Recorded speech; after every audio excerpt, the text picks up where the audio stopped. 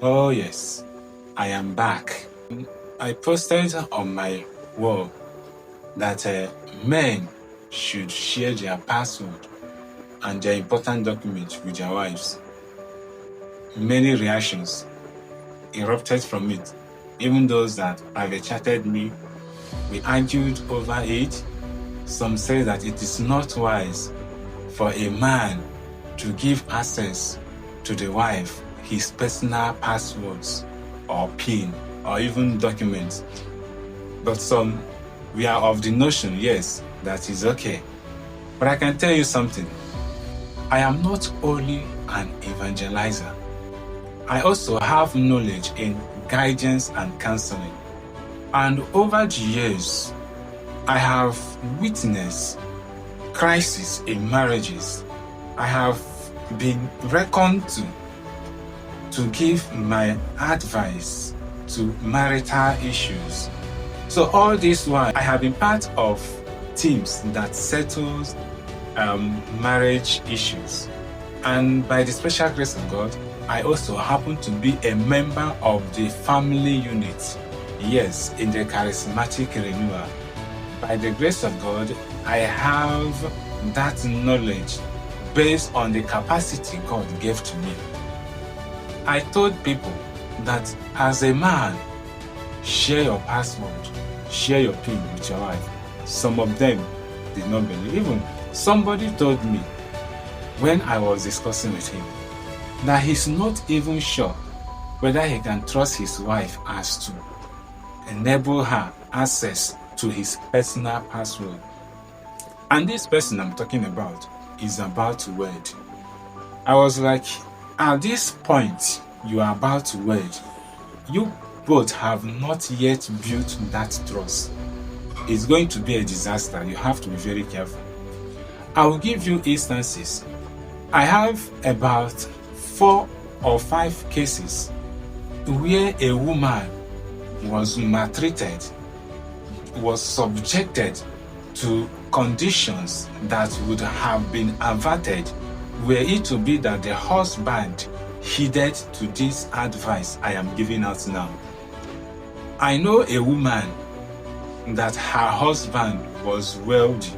Yes, the husband wealthy, was built a house, bought cars, but unfortunately the wife was married as a housewife. Let me put it like that. A housewife that only receives from the husband.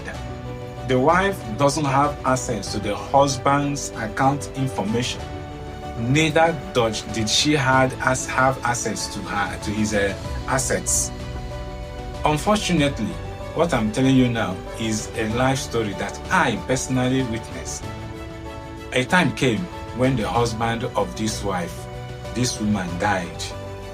And when the husband died, the woman started surviving on the little she had remaining in her account. When it got exhausted, there was no other means to withdraw. Already, the family members of the brother, which is the wife's husband, they have already seized the assets, and this woman began to suffer. I'm telling you what I know. This woman began to suffer. Even to pay the children's school fees, she would start borrowing. She went severally to the bank for them to rectify, to see whether they can give her access to her husband's account, but it did not work out. Now, this woman, was she supposed to be in that condition? Had it been that the husband trusted her and gave her access to his password, when all these things happened, she could have gone to the bank and then withdraw money or even redirect the fund to her own account to take care of the family. But now, this woman is suffering. Why? Because of what the husband did not do right. Because the husband failed to reveal to the woman what she's supposed to know. Now, another case, this one I did not witness it, but I saw it online. People sympathized with the woman and people called out to so many NGOs to carry this case. What happened? A man that got married to a wife built a house and used his brother as next of kin, not even the wife. And unfortunately again, when the man died, the brother took hold of the document. I wonder why the husband did not even show the wife where the document is, and it is the brother that has access to it. So the brother took hold of the document, and before you know it, they sent the woman packing out of her husband's house. Why? Because the house belongs to the brother already. Yes, because that is the name that appeared on the next of kin. I wonder what they are going to judge on this case. So you see, whenever you marry a wife, one thing you should know is this. 2, coming together, becoming one, means that everything you have belongs to your wife. Everything your wife has belongs to you. Both of you should come to the stage of trusting each other. Yes, both of you should come to the stage of not having anything secretly held back from each other. Let your wife have access to your account. I know of a family, the husband and the wife, they use one ATM card. Yes, that is their family account. Then I advise, like somebody was telling me, I cannot give my wife access to my account. If not, she will finish and squander everything I have. I don't know, because there is this nature in women that whenever it comes, they are prone to spending and then squandering money anyhow. I told them, okay, even if you don't want to give your wife access to your account, but I would advise, as a husband and wife that are building a family, you open a joint account. Let there be a joint account where both of you will be saving money into, and it is from there you can be spending.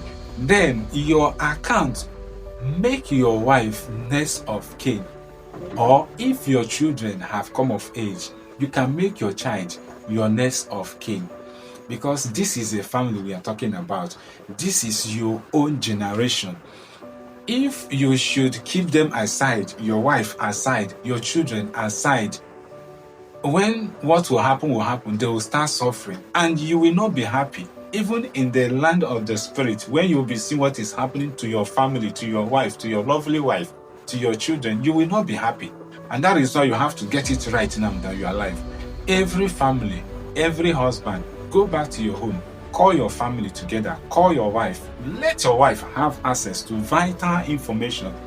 Let her have access to all the important documents, should in case, though it depends on the type of wife you married, though, because some that did not marry out of virtue, maybe you saw a beautiful girl online or anywhere and you decide to marry her not knowing what she's made of, and then when she comes into your life, you now see that this person is a devourer, is a lion.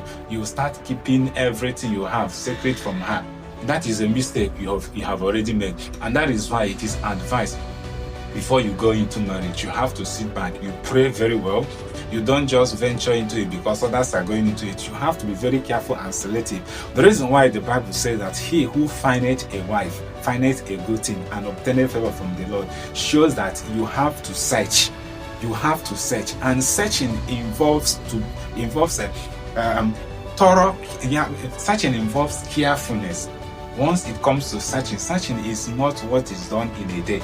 So a wife is what you find by the application of thorough, consistent, and persistent searching. And that is why in so many verses the Bible will tell us that a good wife is a treasure who can find. So you have to find. And once you are able to find, if God leads you, guides you, and directs you, and eventually you find her, oh, do not relegate her to the bottom. Bring her close to you. Make her your companion. Two of you should become one. Share what you have together. Even in families where the wives earns more than the husband, you have to also subject yourself to him. Both of you should be carried along. Carry each other along in your marriage. Your marriage is your primary assignment here in earth. Your marriage is your primary assignment in your family. Your first duty is to your family. Your primary duty is to your family, because the reason why we have failed society today is because of failures in the family. If you perform your duty well to your family, even when you are not there, your family will still stand because you already laid a good foundation. Therefore, I am calling on each family, every man, go back to your home, call your wife, call your children, organize yourself. Stop hiding what is vital from your wife and from your family. And that is the reason why I made that post. Marriage is blessed when you understand this principle. Oh yes, remember, do not make mistake about that. See you.